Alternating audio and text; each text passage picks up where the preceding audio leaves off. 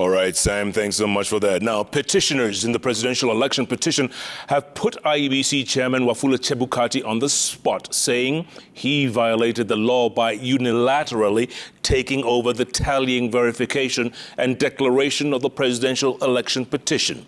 Now, during the hearing of the presidential election petition, lawyer Paul Mwangi, acting for the main petitioner, Raila Odinga, and Paul Nyamodi for Youth Advocacy Africa and Peter Kirika, argued that Chebukati assigned himself a non-existent role of national returning officer and excluded fellow commissioners from the process.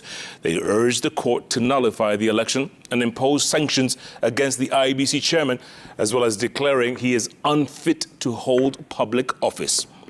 Let's get more from our very own Chimtai Goin.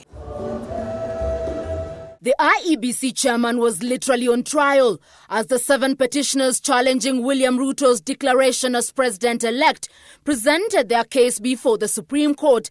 The elephant in the room: did the IEBC chairman violate the law in the process of tallying, verification and announcement of William Ruto as president-elect? Mr. Wafula Chebukati has disrespected the Constitution, has been unable to secure the legitimate result of an election that was conducted.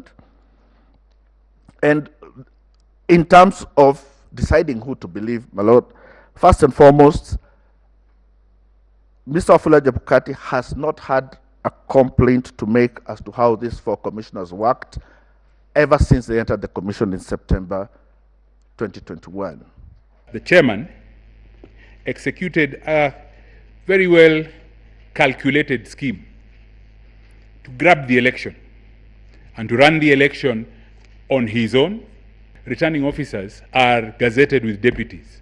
The chairman gazetted himself with no deputy. It was his election to run as he saw fit. The lawyers arguing that Chebukati was not fit to hold office. Whatever the outcome of this petition, we cannot have the self-discredited person who is giving false affidavits and doing all these things to be the chairperson of the IEBC or anything at all. They base their arguments on Article 138C of the Constitution on the presidential election petition, which outlines the process following the casting of the ballot, that after the counting of votes in the polling stations, the Independent Electoral and Boundaries Commission shall tally and verify the count and declare the result. The power given to the chairman of IEBC to declare the result of an election in no way gives him any power to decide what that result will be. Tallying was carried out by the chairman alone. At best, the chairman, Professor Gulie, and Mr. Marjan. A quick look at Section 5.1 of the IEBC Act would disclose that those 3 gentlemen, however eminent, are not the IEBC. And we never saw a Chief Justice walking out there saying, my minority decision is the decision of the Supreme Court of Kenya.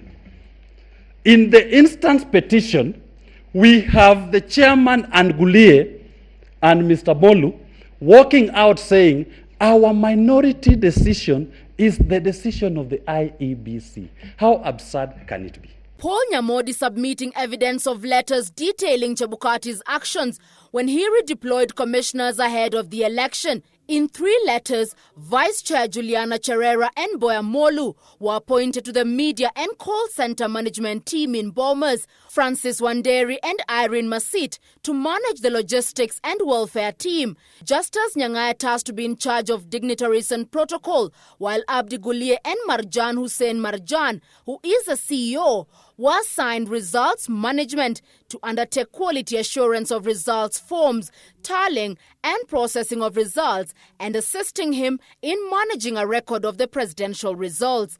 The deployment of commissioners at Bomas was not accidental, it was deliberate, it is documented, and the details are spelled out, the duties are spelled out in detail. the disconnect between the commissioners shows that there is a problem.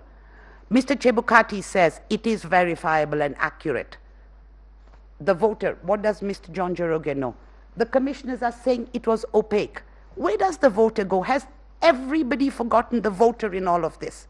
The political parties are saying, I won, I won. We want to know what happened to our vote. The ghost of the contested 2017 presidential election visited upon Chebukati, the petitioners accusing him of bungling the election, which was also characterized by a split commission. Is no longer fit to hold public office. With the petitioners calling for Chebukati to be ousted from his position and be held criminally culpable for violating the law, the judges also raised questions on what then would befall the commission if such actions were taken. I still want to understand at what point the commission ceased to function as a corporate entity. Is it when the 27 constituencies were not announced? What corrective measures were attempted, if any, and with what result? And if an election is to be ordered to be done now,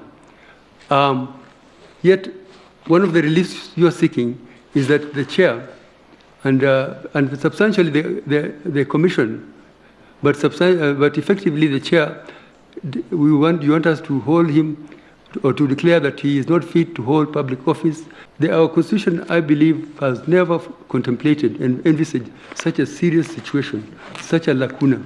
Perchance we were to order remove of Chebukati as chairman, would the commission still be intact with the remaining 6 commissioners without a chairman of that qualification? I'm just wondering for my own sake. The president-elect's team is set to respond on Thursday.